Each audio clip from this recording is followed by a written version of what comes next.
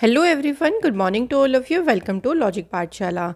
आज के इस वीडियो में हम कवर करेंगे 17 दिसंबर 2022 के इम्पॉर्टेंट करंट अफेयर्स के क्वेश्चंस। इस वीडियो का जो पीडीएफ फाइल है वो आप लोगों को मिल जाएगा टेलीग्राम ग्रुप से। लिंक आपको दिया गया है डिस्क्रिप्शन बॉक्स में। तो चलिए फ्रेंड्स, शुरू करते हैं इस इम्पॉर्टेंट सेशन को एक मोटिवेशन कोट से। The mind is everything, what you think you become. देखिए, माइंड हमारा सब कुछ है। जो हम सोचते हैं वो हम बनते हैं। इसलिए कहते हैं ना, हमेशा पॉजिटिव सोचिए, अच्छा सोचिए। अच्छा सोचेंगे लाइफ में भी अच्छा होगा। नेगेटिव चीज़ों से या नेगेटिव जो हमारी लाइफ में प्रॉब्लम्स होते हैं उससे निकलने में हमें काफ़ी ज़्यादा मदद मिलेगी। तो माइंड को शांत रखिए, अच्छा सोचेंगे, पॉजिटिव सोचेंगे, हार्डवर्क करेंगे, डेफिनेटली आप वो पा सकते हैं जो आपने अपनी लाइफ में सोचा है। तो सोचा है बोलते हैं ना, तो इसलिए हमेशा फ्रेंड्स अच्छा सोचिए और एक बेहतरीन ज़िंदगी के बारे में सोचें। तो चलिए शुरू करते हैं इम्पॉर्टेंट क्वेश्चन से। फर्स्ट क्वेश्चन है, which edition of Indo Nepal joint training exercise, जिसका नाम है Surya Kiran, between India and Nepal starts at Nepal army battle school Saljhandi Nepal.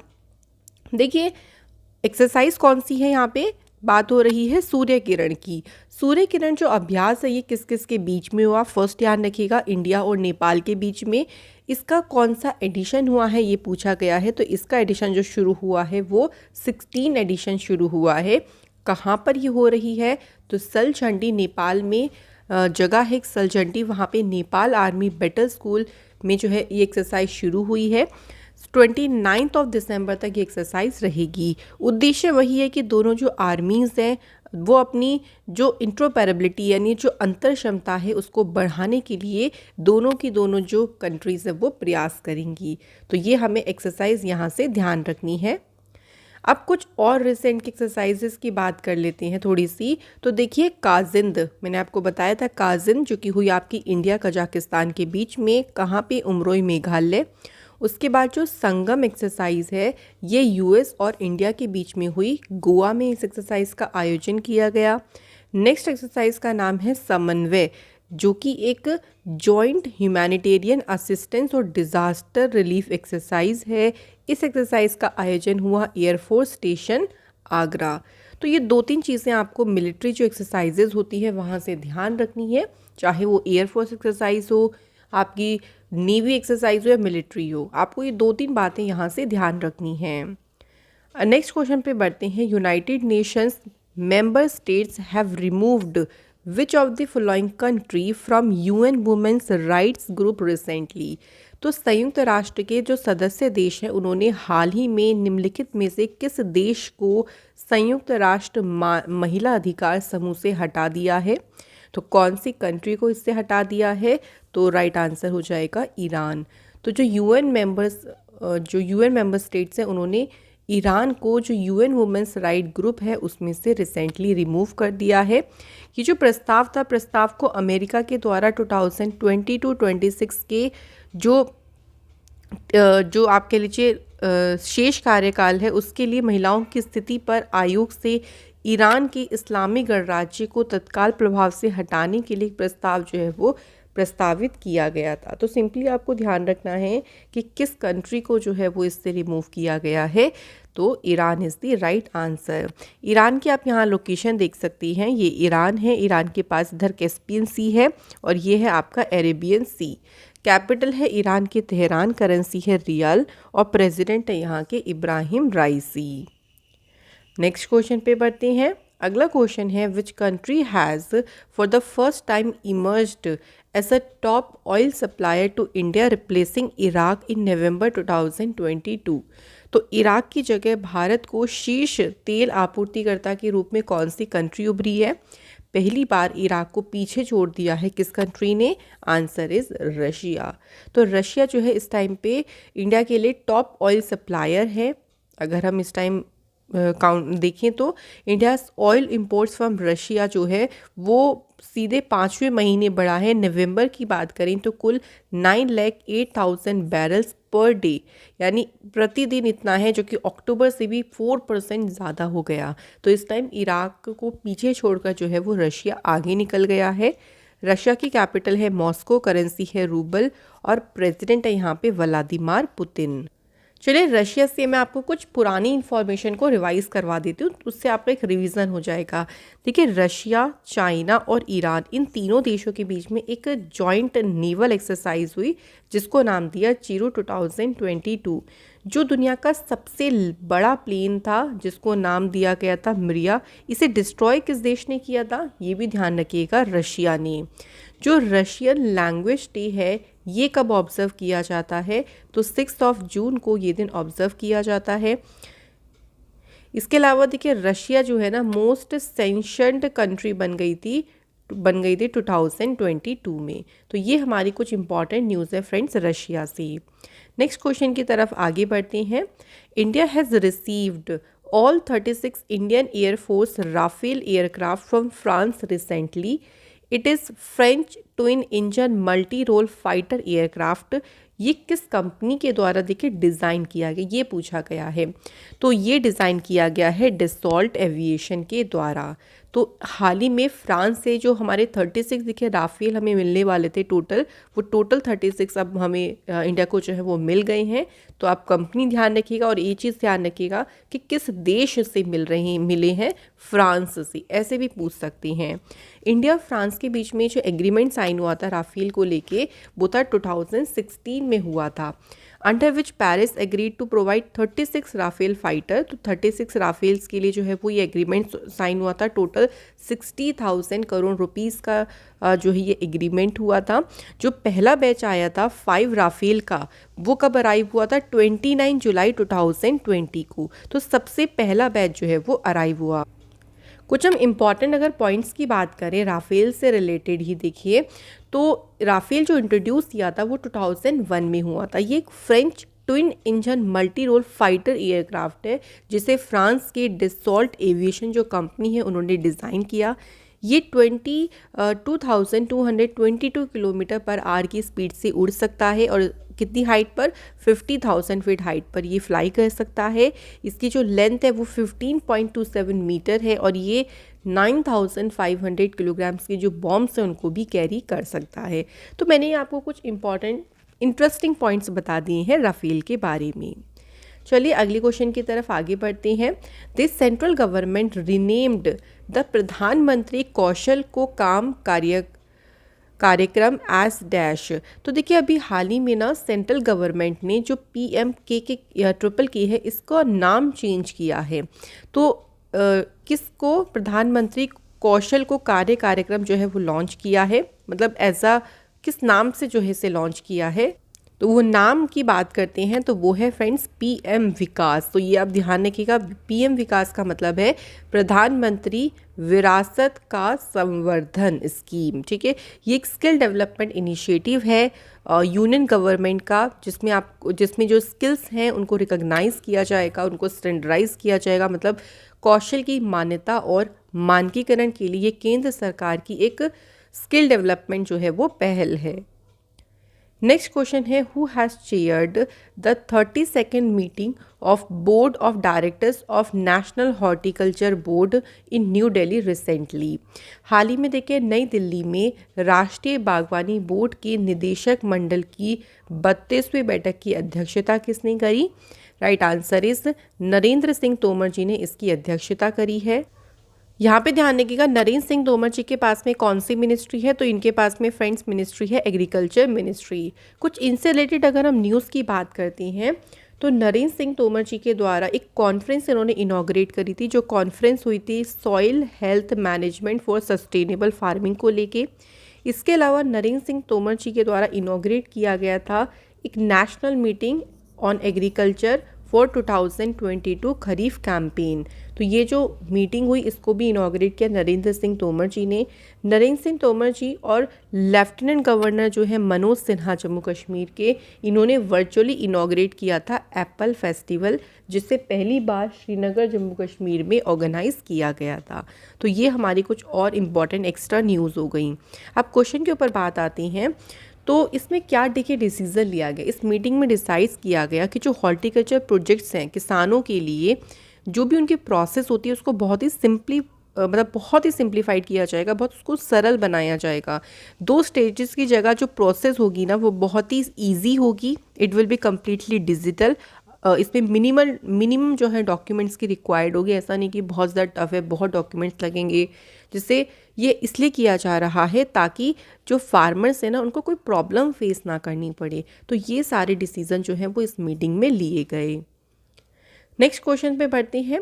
Next question है which of the following cities has made solar panels mandatory for new homes to be built after 2025। तो किस शहर ने 2025 के बाद जो भी वहाँ पे देखिए घर बनेंगे उनके लिए सोलर पैनल्स को अनिवार्य कर दिया है, और ये किसने किया है? तो आंसर हो जाएगा देखिए टोक्यो के द्वारा जो है ये फैसला किया गया। अगर हम जापान की बात करें तो ये दुनिया का 5वां जो है लार्जेस्ट कार्बन एमिटर यानी कार्बन उत्सर्जक है। 5th नंबर पे आता है कार्बन एमिशन के मामले में, और इन्होंने 2050 तक जो कार्बन न्यूट्रलिटी है कि भाई हम कार्बन बिल्कुल एमिशन ज़ीरो कर देंगे, उसका टारगेट इन्होंने 2050 तक रखा है। अब देखो सोलर पैनल्स भी होंगे तो उससे काफ़ी ज़्यादा जो कार्बन एमिशन होता है उसको कट करने में बहुत मदद मिलेगी, तो इसलिए मैंडेटरी कर दिया, बिल्कुल ज़रूरी ही है देखिए कि 2025 के बाद जो भी घर बनेंगे उनको क्या लगाने पड़ेंगे? सोलर पैनल्स लगाने पड़ेंगे।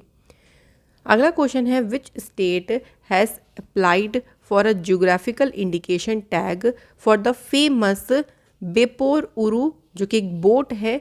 तो रिसेंटली तो हाल ही में देखिए किस राज्य ने प्रसिद्ध बेपोर उरू नाव के लिए भौगोलिक संकेत टैग के लिए आवेदन किया है। इन्होंने इसके लिए अप्लाई किया, तो ये आप देख सकते हैं इस तरीके की बोट है जिसके लिए अप्लाई किया गया। अब यहाँ बताना है कि किस स्टेट ने ऐसे अप्लाई की, किस स्टेट ने अप्लाई किया है? तो राइट आंसर इज़ केरला ने। अब अगर हम इस बेपोर उरू की बात करें तो ये है क्या, देखिए तो ये एक वुडन दो, यानी अगर हम बात करें तो केरल के जो कारपेंटर्स हैं, जो आर्टिशंस हैं, बहुत स्किल्ड आर्टिशंस हैं, उनके द्वारा जो है ये हैंड क्राफ्टेड बनाई गई एक लकड़ी की डो, यानी एक जहाज कह लीजिए या एक बोट कह लीजिए, एक लकड़ी की बोट है जो कि बिल्कुल हैंडमेड बनाई जाती है। प्योरली ये प्रीमियम वुड से बनाई जाती है, इसमें कोई भी मॉडर्न टेक्निक का यूज़ नहीं होता, बिल्कुल ये हैंड से बनाई जाती है। तो इसके लिए जो है वो इन्होंने जीआई टैग के लिए जो है आवेदन किया है। स्टेट की बात करें तो स्टेट कौन सा है? जाएगा केरल। अच्छा, केरल से मैं आपको चलिए अब कुछ इंपॉर्टेंट न्यूज़ को रिवाइज करा देती हूँ। तो केरल के टूरिज्म के द्वारा जो स्ट्रीट प्रोजेक्ट है इसे शुरू किया गया था ताकि टूरिज्म और बेहतर बनाया जा सके। केरल का पहला बुक विलेज कौन सा बना? इसका नाम भी ध्यान रखेंगे, पेरम कुलम। नेक्स्ट हमारी न्यूज़ है केरल के द्वारा ही न्यू स्मार्ट किचन स्कीम शुरू की गई। केरल के जो गवर्नर हैं उन्होंने इंडिया की पहली डिजिटल यूनिवर्सिटी को इनॉग्रेट किया। नेक्स्ट ध्यान रखिएगा एक मोबाइल एप्लीकेशन है जिसका नाम है स्नेकपीडिया। इस मोबाइल एप्लीकेशन को लॉन्च किसने किया? केरल की सरकार ने। नेक्स्ट फ्रेंड्स इंपॉर्टेंट न्यूज़ है one school one IAS scheme, इसे शुरू किया केरल की सरकार ने। इंडिया का जो पहला जेंडर पार्क है ये कहाँ पे खोला गया? केरल के कोझीकोड में इसको ओपन किया गया। नेक्स्ट इंपॉर्टेंट न्यूज़ है कि जो केरल का जो हाई कोर्ट है ये इंडिया का पहला पेपरलेस हाई कोर्ट बना। तो काफ़ी सारे देखिए न्यूज़ मैंने आपको केरल से रिवाइज करा दी है। केरल की बात करते हैं, सीएम कौन है? पिनरई विजयन, और गवर्नर है यहाँ पे आरिफ मोहम्मद खान। केरल में एक इम्पॉर्टेंट डैम्स की चले मैं बात कर लेती हूँ। तो इडुक्की डैम ध्यान रखिएगा, ये पेरियार रिवर पे है, काफ़ी एग्जाम में पूछ लेते हैं तो इसे ध्यान रखें। चलिए अब कुछ और जीआई टैग्स की बात कर लेते हैं, इससे हमारा एक रिवीजन हो जाएगा। तो देखिए करप्पुर कलमकारी पेंटिंग ये जीआई टैग है, और ये कौन सी स्टेट से है? तो ये हमें याद रखना है, सिंपली तमिलनाडु। तो इस तरीके से ध्यान रखना, प्रोडक्ट का नाम और स्टेट उसकी किस स्टेट से वो बिलोंग करता है, ये ऐसे एग्जाम में पूछेंगे। नेक्स्ट देखिए कांदंगी साड़ी तमिलनाडु। उसके बाद है नारासिंगापेट्टाई नागेश्वरम तमिलनाडु, ये भी तमिलनाडु से संबंधित है। नेक्स्ट इस Kanyakumari clove, next Tamil Nadu state. Wada Kolam rice, ये प्रोडक्ट कहाँ से बिलोंग करता है? महाराष्ट्र से। अलीबाग व्हाइट ऑनियन, ये भी आपका प्रोडक्ट है, कहाँ से? महाराष्ट्र से। नेक्स्ट इस कांगड़ा टी, जिसे जीआई टैग मिला हिमाचल प्रदेश से। नेक्स्ट है सिरारा खोंग चिली मणिपुर। इसके बाद है तामिंगलोंग ऑरेंज, ये भी मणिपुर से संबंधित है। गुलाबी मीनाक्षी उत्तर प्रदेश। जुडीमा राइस ये है असम से। एंड सुपर फूड आंट चटनी, काई चटनी, ये आपका कौन से स्टेट से बिलोंग करता है? उड़ीसा से। तो ये हमारे कुछ इंपॉर्टेंट रिसेंट के जीआई टैग्स हैं। अगला क्वेश्चन है, the government has granted geographical indication tag to Gamocha recently. Gamocha is the product of which state?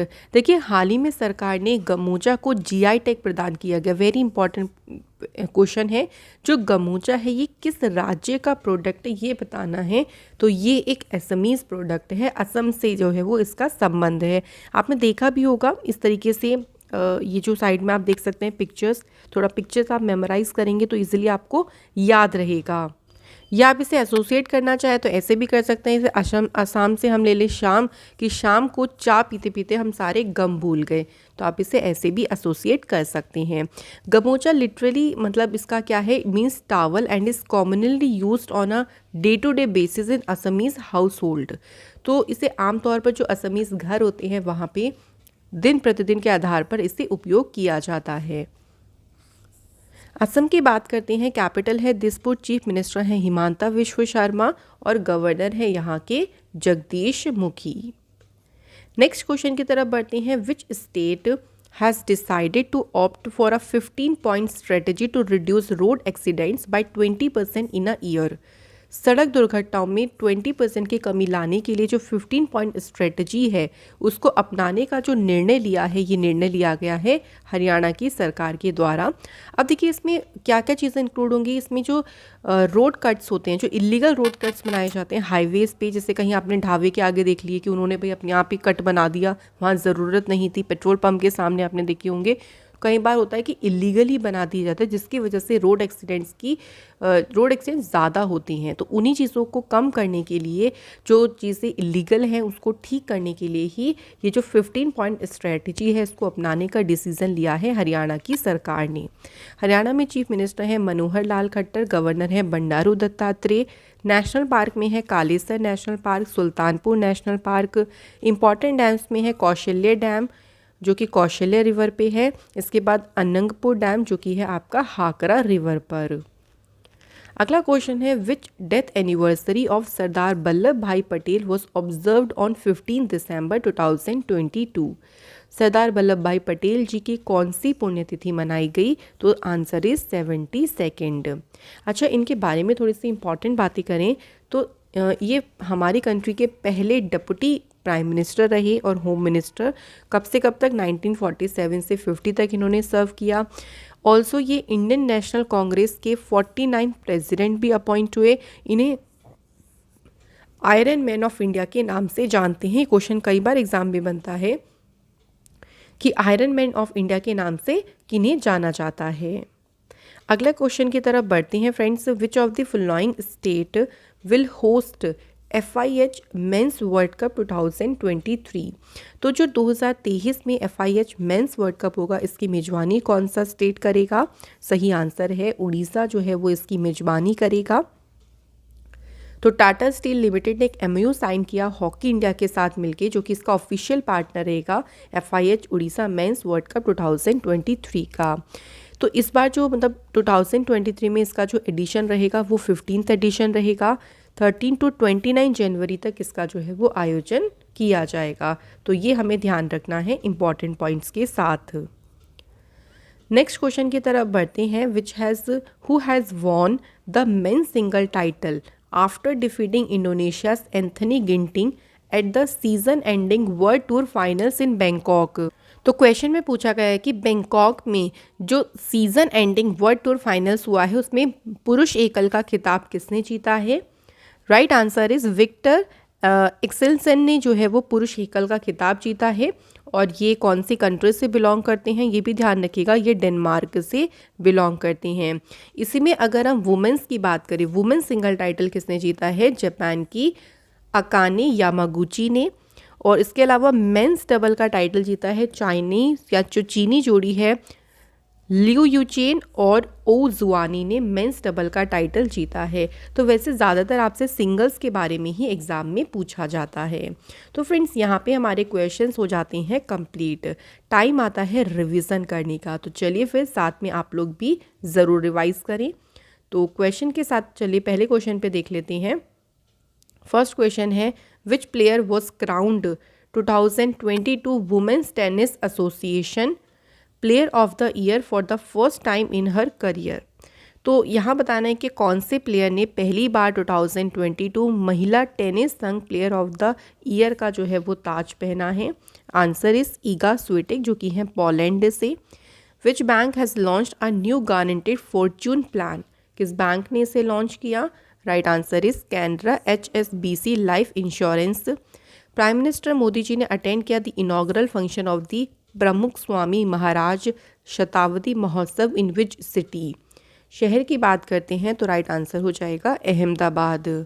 Who has inaugurated the national maternal health workshop in new Delhi?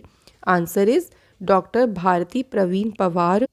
Where is the India global forum being held on 13 to 15 December 2022? ये forum आयोजित किया जा रहा है, कहाँ पे किया गया? दुबई में। कौन सी कंट्री ने पास किया एक नया एंटी स्मोकिंग लॉ? तो ये पास किया है न्यूजीलैंड ने। कौन सी कंट्री के फाइनेंस मिनिस्ट्री ने प्रिंट किया पहली बार जो करेंसी नोट्स हैं उस पर 2 वुमेन्स के सिग्नेचर्स प्रिंट किए गए? तो पहली बार किया इसे US की फाइनेंस मिनिस्ट्री ने। इंडिया और कौन सी कंट्री ने साइन किया एक joint declaration of intent on migration and mobility? तो ये जॉइंट डिक्लेरेशन साइन हुआ इंडिया और फिनलैंड के बीच। काजिंद का देखिए कौन सा एडिशन हुआ? तो अभी हमने रिवाइज भी किया था, देखिए कि 6 एडिशन हुआ इंडिया और कजाकिस्तान के बीच में, और कहाँ पे? उमरोई मेघालय में इसका आयोजन शुरू हुआ। फ्रेंड्स, कल आप लोगों से क्वेश्चन पूछा था कि जो art and capital passport index आई है उसके में इंडिया की रैंक क्या रही? 87, और टॉप पे रहा उसमें UAE देश। इसके अलावा book miracle of face yoga, ये बुक किसने लिखी? तो ये बुक लिखी है मानसी गुलाटी ने। तो थैंक यू सो मच, आप सभी ने बिल्कुल राइट आंसर करे। आज के कमेंट है Sabita Sahu and Gurpreet Singh. Thank you so much once again. तो चलिए फिर होमवर्क क्वेश्चन की बात आती है, आप लोग मुझे कमेंट सेक्शन में बताएं इनके राइट आंसर। फर्स्ट क्वेश्चन है, Pataliputra was the capital of dash. तो पाटलिपुत्र जो थी वो किसकी राजधानी थी? अगला question, which of the following kings has been mentioned as Piyadasi and Devanampriya in inscription? यानी किस राजा का उल्लेख पियादासी और देवनाम प्रिय के रूप में किया गया है? तो यहाँ पे हमें किंग का नाम बताना है। तो फ्रेंड्स, यहाँ होती है हमारी ये वीडियो आज की कंप्लीट। अगर आपको हमारी वीडियो का कंटेंट अच्छा लगता है, आपको हेल्प मिलती है आपके एग्ज़ाम में, तो आपसे रिक्वेस्ट है कि लाइक करें, शेयर करें, सब्सक्राइब ज़रूर करें चैनल को, जिससे आपको ये बेहतरीन वीडियो मिलती रहें। Thank you so much for watching this video.